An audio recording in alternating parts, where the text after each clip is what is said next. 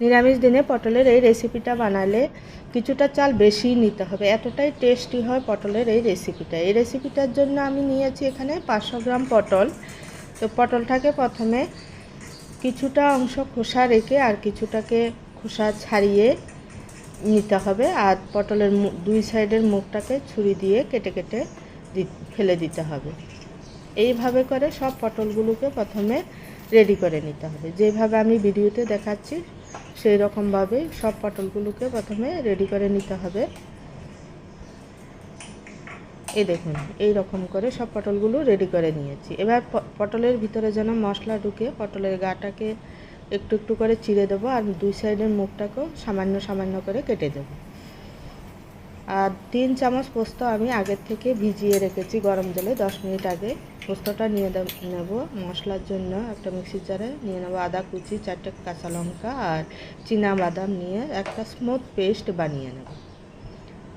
দেখুন, এবারে পটল ভাজার জন্য কড়াইতে তেল গরম করে এবার চিড়ে রাখা পটলগুলোকে দিয়ে নেড়ে চেড়ে পটলের মধ্যে দিয়ে দেবো সামান্য হলুদ গুঁড়ো, দিয়ে নেড়ে চেড়ে এটাকে একদম গোল্ডেন কালার আসা অবধি ভেজে তুলে নেব।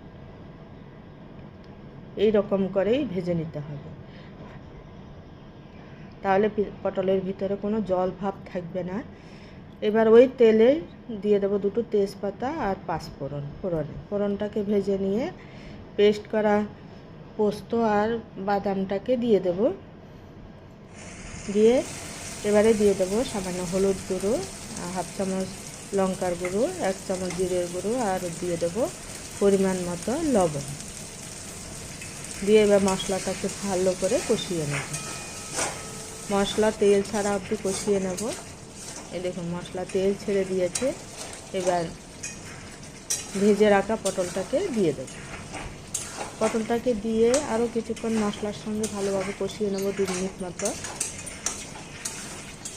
কষিয়ে নিয়ে এবারে দিয়ে দেবো পরিমাণ মতো জল। জলটা বেশি দেবো না, পটলটা ভাজতে ভাজতে অনেকটা সিদ্ধ হয়ে গেছে, আর ঝোলটা বেশি রাখবো না, একটু গা মাখা করেই ঝোলটা রাখবো।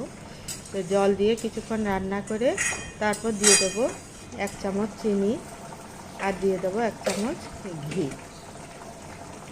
দিয়ে যেহেতু পোস্ত দিয়ে রান্না করেছি তাই দিয়ে দেবো উপর থেকে কিছুটা কাঁচা সর্ষের তেল 2 চামচ মতো দিয়ে গ্যাসটাকে বন্ধ করে এবারে সার্ভ করে দিলেই রেডি হয়ে গেল পটল পোস্ত। তো বন্ধুরা, ভিডিওটা যদি ভালো লাগে চ্যানেলটাকে অবশ্যই সাবস্ক্রাইব করবেন, লাইক করবেন, কমেন্ট করবেন, আর এইভাবে নিরামিষ দিনে অবশ্যই পটল পোস্ত বানিয়ে কেমন হয়েছে জানাবেন।